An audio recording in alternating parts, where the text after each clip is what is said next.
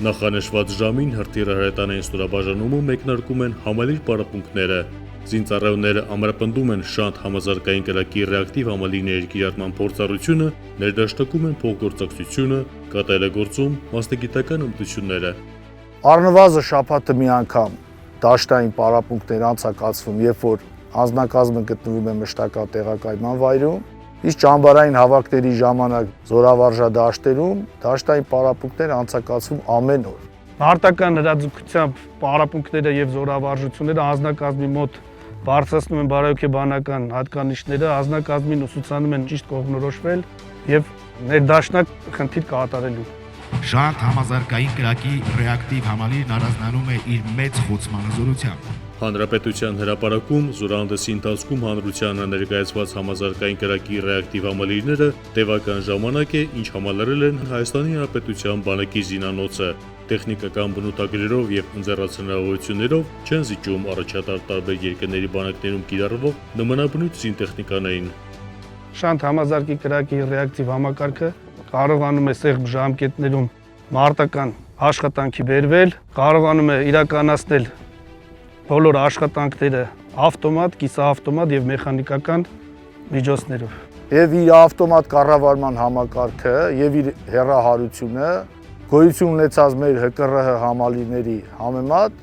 ունի մեծ առավելություն։ 24 տարի բանակում եմ եւ հպարտ եմ, որ մեր բանակը համալրվում է նոր տեխնիկայով, ժամանակակից տեխնիկայով։ Շնորհիվ դրա մենք ավելի վստահ ենք կանգնում մեր հողի վրա եւ պատրաստ ենք պաշտպանելու մեր ինքնիշխան պետության սահմանները։ Բարբերաբար անցկացվող այս օրինակ պարապմունքների արդյունքը իրեն սպասեցնել չի տվել։ Զինծառայողները գերազանց են հանդես եկել զորավարժանում հրաձգությամբ անցկացված վարժանքներին, խոցել են առաջադրված բոլոր նշանակետերը։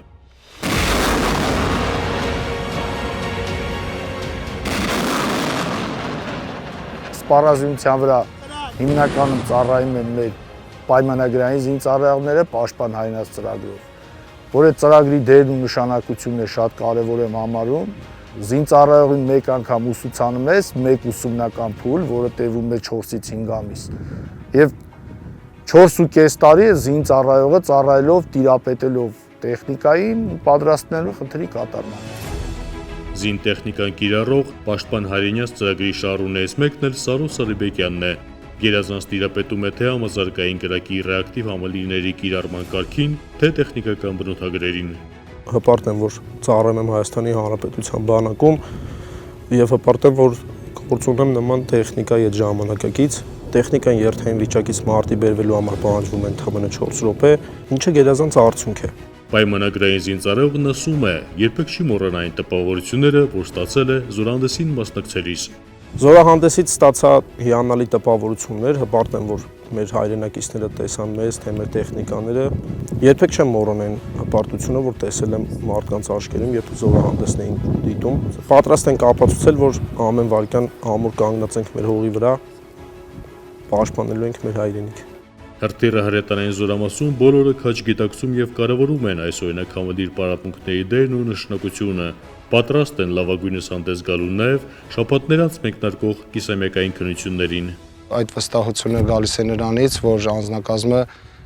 անընդմեջ եւ բարբերաբար մասնակցում է գործնական պարապմունքներին, վարժվում է զինտեխնիկայի վրա։